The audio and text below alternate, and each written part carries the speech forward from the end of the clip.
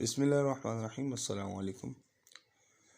Class 10 chemistry के chapter organic chemistry को हम स्टडी कर रहे थे। इसमें हमने ऑर्गेनिक केमिस्ट्री की डेफिनेशन को समझा था, इसको मॉडर्न और क्लासिकल डेफिनेशन में जो फ़र्क था उसको समझा था, और वाइटलिज़म को समझा था।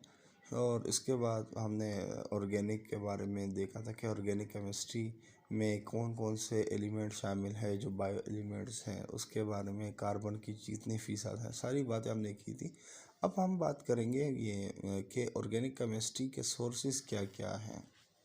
इसके बारे में थोड़ा हम पहले भी पढ़ चुके हैं। सोर्स ऑफ ऑर्गेनिक कंपाउंड्स के नाम से ये जो हमारा टॉपिक है, इसमें हम थोड़ा सा डिस्कस करेंगे कि हमें ऑर्गेनिक कंपाउंड कहाँ से आखिज़ होता है। देखिए, जो मॉडर्न डेफिनेशन है, पहले तो हमें ये और जो ओल्ड डेफिनेशन थी वो ये थी ऑर्गेनिक केमिस्ट्री की, को सिर्फ और सिर्फ लिविंग थिंग्स से हासिल किए जा सकते हैं। ऑर्गेनिक कंपाउंड सुपर नेचुरली तरीके से ही अखज़ बन सकते, इसके अलावा लेबॉर्ट्री में नहीं बन सकते। लेकिन इसको फिर जो रिमूव कर दिया था इस थ्योरी को, ये वाइटलिज़म थ्योरी को, कि ऐसा कुछ भी नहीं है। तो अब जो मॉडर्न डेफिनेशन हमारे पास है कि वो ये है कि जो ऑर्गेनिक कंपाउंड है वो हमें लिविंग थिंग्स और मिनरल्स दोनों से मिलते हैं। यानी हम लेबॉर्ट्री में भी इसे प्रिपेयर कर सकते हैं ऐसे कंपाउंड को, और लिविंग थिंग से भी इन कंपाउंड को अखज़ कर सकते हैं। लेकिन आज हम ये जो लिविंग थिंग्स से जो अखज़ होने वाले कंपाउंड है इस पर बात करेंगे। देखिए, लिविंग थिंग्स में आप बात करते हैं तो लिविंग थिंग्स में एनिमल्स और प्लांट्स, ये दो में अहम कैटेगरीज है जिससे हम ऑर्गेनिक कंपाउंड अखज़ करते हैं। नंबर वन, हम एनिमल्स पर थोड़ी बात करेंगे। देखिए, एनिमल से जो हमें दो मेन अहम जो ऑर्गेनिक कंपाउंड मिलते हैं वो हैं प्रोटीन्स एंड फैट्स, यानी ऑयल, आप कह लें ऑयल्स भी कह सकते हैं। तो ये दोनों कंपाउंड्स हमें एनिमल्स से मिलते हैं। अब एनिमल से किस सूरत में मिलते हैं, यहाँ पर नीचे मेंशन है डायग्राम में।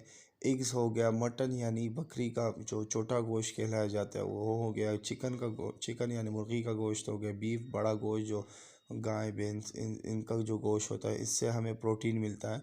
और फिश यानी जो कि मछली है उससे हमें मिलता है प्रोटीन। दरअसल ऑर्गेनिक एक कंपाउंड है, और आपको मैंने बताया था ये मैक्रो मॉलिक्यूल्स में आते हैं। लिपिड्स और प्रोटीन की भी मिसाल दी थी।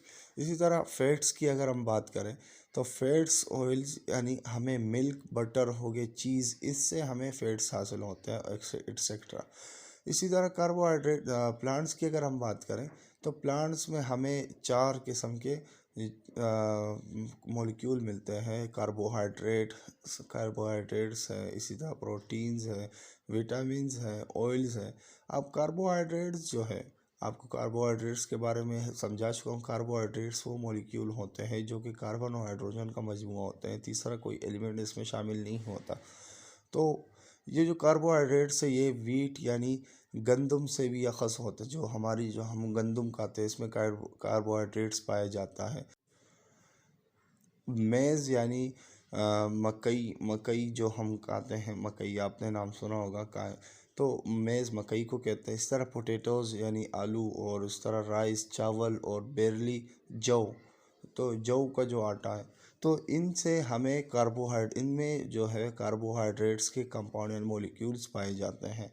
इस तरह प्रोटीन की अगर बात करें, प्लांट में प्रोटीन कौन किस में होते हैं, तो पल्सेस यानी दाल, जो दालें, जिस मुख्तलिफ़ किस्म की दालें जो होती हैं हम रोज़मर्रा इस्तेमाल करते हैं, इनमें हमें प्रोटीन में बकसरत प्रोटीन पाया जाता है सब्जियों में।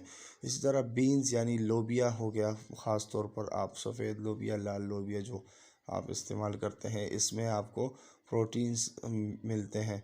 ठीक है। इस तरह विटामिन्स की बात करें तो विटामिन्स मुख्तलिफ है, लेकिन हम 3 बात कर लेंगे यहाँ पर। जो 3 मेंशन है, एप्पल, ऑरेंज और बनाना, इसमें विटामिन्स आपको मिलता है। और ऑयल जो मिल पाते हैं हमें, वो उसमें यहाँ पर फुर्सत में शामिल है। सनफ्लावर हो गया, पाल्म ऑयल हो गई, ओलाइव ऑयल हो गई, इस तरह सोयाबीन और पीनट ऑयल, इनसे आपको ऑयल्स मिलता है, यानी फैट्स मिलते हैं।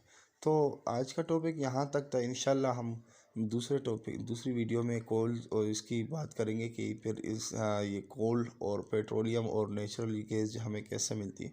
जज़ाकल्लाह खैर।